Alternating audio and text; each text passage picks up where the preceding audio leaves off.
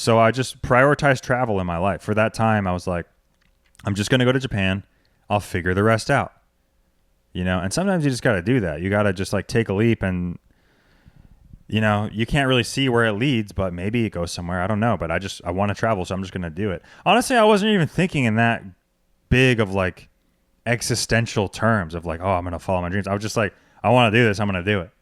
You need like $5,000 to like buy the furniture and like buy the plane ticket and have enough money for the first month when you go over there to not be completely broke. Actually, my wallet got stolen when I first got over there. Yeah, I got blackout drunk one night alone, and I ended up in Japan's most dangerous neighborhood, in air quotes. It means nothing in Japan. It's pretty much just a regular suburb of Detroit, pretty much, as far as safety goes. But I woke up. Last thing I remember is taking a shot of, it was like a sake bomb in like a little box. They like pour a shot of sake, and then the rest of it is in this like little wooden box. So it's like a double shot, I guess. And last thing I remember was shooting that down, and I woke up outside of a love hotel with no wallet.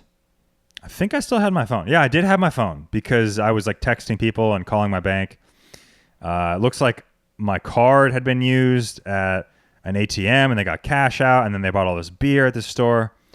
And I didn't know any Japanese. This was like my first week in Japan, right? I just went on a bender when I got there. I was like partying, really irresponsible. But I mean, look, I have no regrets. Even though my wallet got stolen, I lost a few $100s. No regrets, because it was an adventure. I was young and stupid. I kind of view my time in Japan as like college 2.0, but it was better because I wasn't surrounded by like meathead, dumb rednecks. Anyways, I wake up from this little drunken slumber, and I'm asking this guy next to me. I just see a random guy on the street. I just got in there, no Japanese. And I just ask him, like, hey, can you help me find my wallet? He takes me to a police station. I'm, like, filing this report. Because the police in Japan are actually helpful. They don't just tell you to get They actually at least act like they're going to help you, And they have surveillance everywhere. And they have all these kinds of, good citizens narking on other people. So, I mean, it is possible to get your shit back in Japan. Unlike in the U.S. or Colombia or, I don't know, I've never been robbed anywhere else. But I imagine all over Europe, it's probably impossible to get your shit back. Anyways, this guy takes me to the police station. I do the report. And as I'm in the police station, a random Japanese guy brings me my ID. He just brings it in. He's like, hey, I found this in the street. I don't know what the he said, but he just hands it to the cops and like, hey, this is you. And they just give it to me. There's obviously some paperwork to deal with beforehand. But, yeah, I got my shit back. Easy peasy. No questions asked. They did take all the cash and they took all my cards. So I had to get that renewed. And that was a pain in the ass. But it would have been a lot harder without like my ID and, it's just, God damn, it absolutely sucks getting your wallet stolen. You got to replace everything. There's pictures of me in there. There's pictures of like my mom, my niece and stuff. And it was just sad. It was a sad time. But anyways, so I lost all my money. I didn't have access to my bank account and I just had like a little pile of cash. I think it was like $700 and I needed it to last like 2 weeks. And like, guys, let me tell you, that was scary. Like having to like ration out that money on groceries and, I was, drinking. I didn't stop drinking. It's probably because I'm an alcoholic. Didn't let that deter me from having a drink or two, but I had like the cheap ones, guys. Okay. I don't have that big of a problem. Okay. I had like the 150 yen beers that aren't really beer. It's like a long story, but the sake industry basically subsidizes sake, or they get government subsidies from the government to make their sake. So it's cheaper. So sake is like actually a really good value in Japan.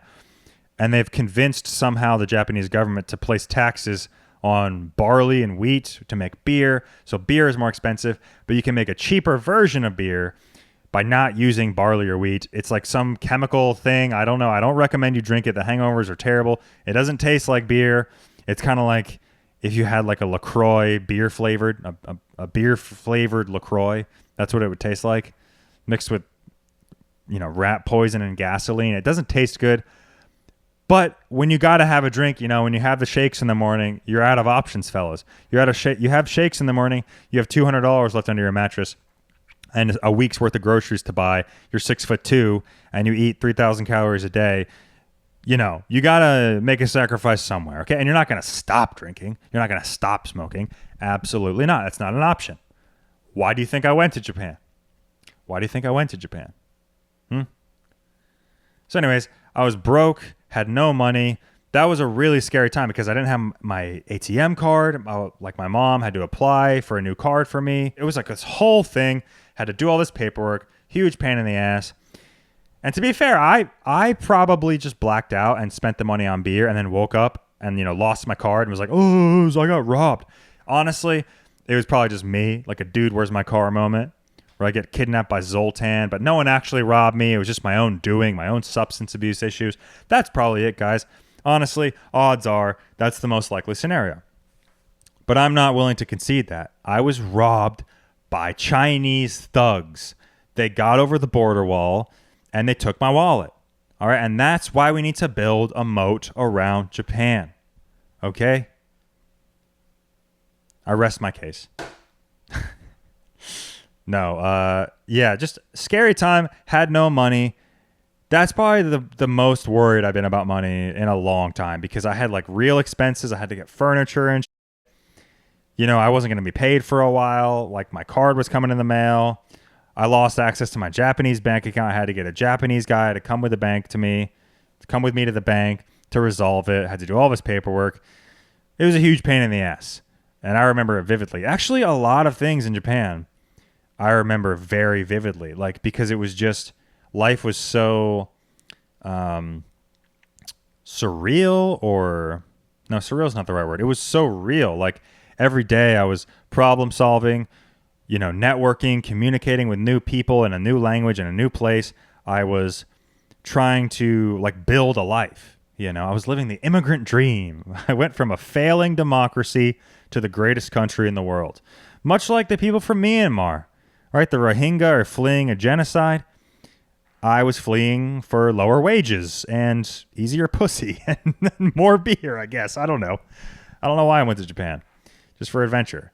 But yeah, it was just, I don't know, man. Watching this footage back, and honestly being there in the first place was really destabilizing. Like, just being there, like being who I am now, I have like a moderately successful career.